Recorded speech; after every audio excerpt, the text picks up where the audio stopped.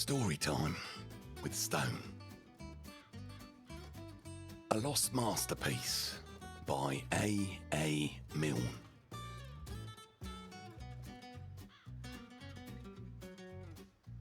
This short essay on the improbability of the infinite, which I was planning for you yesterday, will now never be fucking written.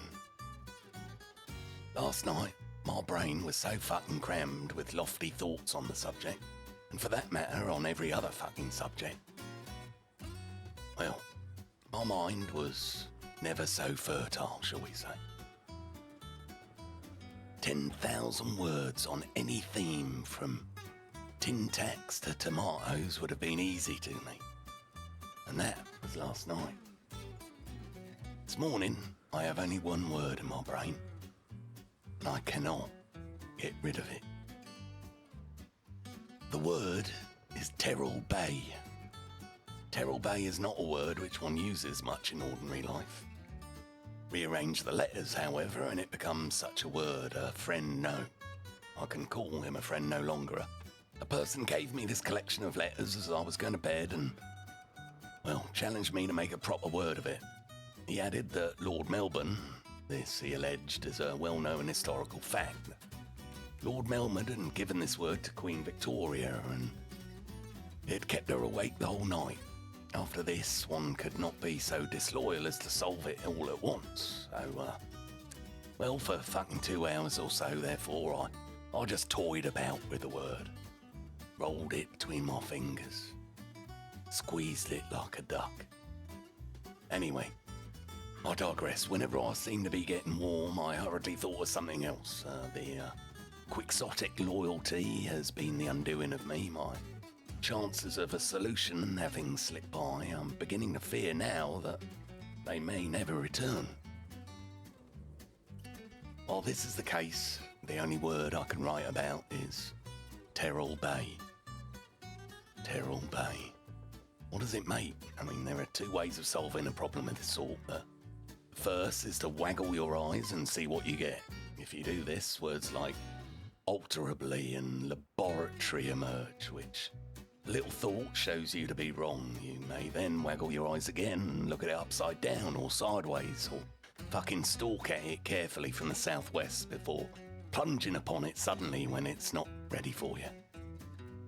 In this way, it may be surprised into giving up its secrets, but if you find that it cannot be captured by strategy or assault, then there is only one way of taking it.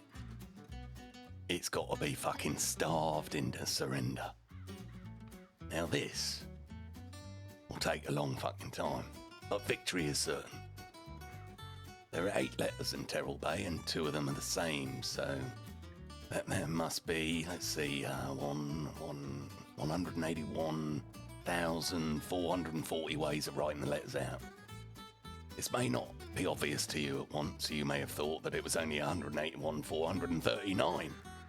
You may take my word for it that I'm right. Wait a moment while I work it out again.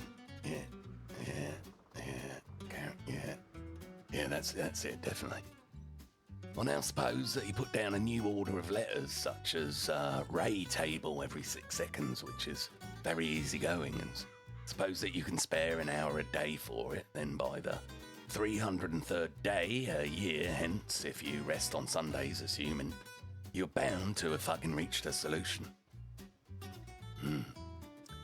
But perhaps this is not playing the game. This, I'm sure, is not what Queen Victoria did, and now I think of it. History does not tell us what she did do, beyond that she passed the sleepless night, and that she still liked Melbourne afterwards, which is surprising.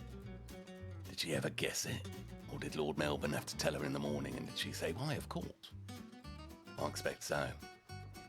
Or did Lord Melbourne maybe say, I'm awfully sorry, madam, but I find I put a Y in too many, but no, history could not have remained silent over such a tragedy as that. Besides, she went on liking him.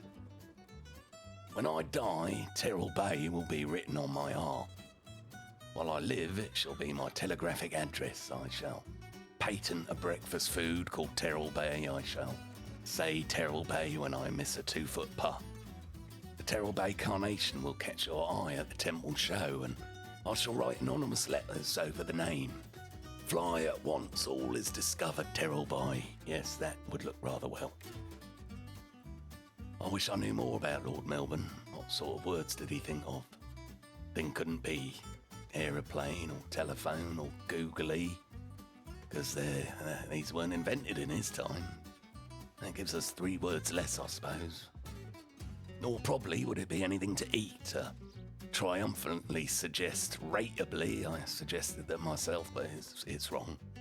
There's no such word in the dictionary. I looked. The same objection applies to bat early. It ought to mean something, but it doesn't. So, I hand the word over to you, listeners. Please do not send the solution to me, for by the time you read this, I shall either have found it out, or else I shall be in a nursing home. In either fucking case, it'll be of no use to me, so fuck off.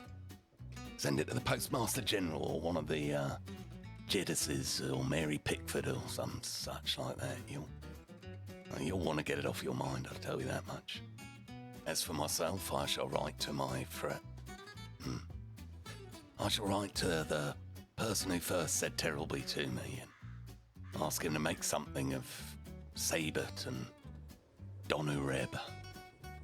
When he has worked out the corrections, which in case he gets the wrong ones, I may tell him here are the beast and bounder. I shall search the dictionary for some long word like intellectual. I shall alter the order of the letters and throw in a couple of G's and a K just to fuck with them. And then I shall tell them to keep a spare bed for him in my nursing home. Well, I have got Teralbay. That's Teralbay. Teralbay. A little off my mind. I feel better able now to think of other things. Indeed, I might also begin my famous essay on the improbability of the infinite. It'd be a pity for the country to lose such a masterpiece. She had quite enough trouble already with that one thing and another, and well, from my view of the infinite is this, that although beyond the finite, or as one might say, the commensurate, there may or may not be a, just a moment, I think I have it now, T-R-A, no,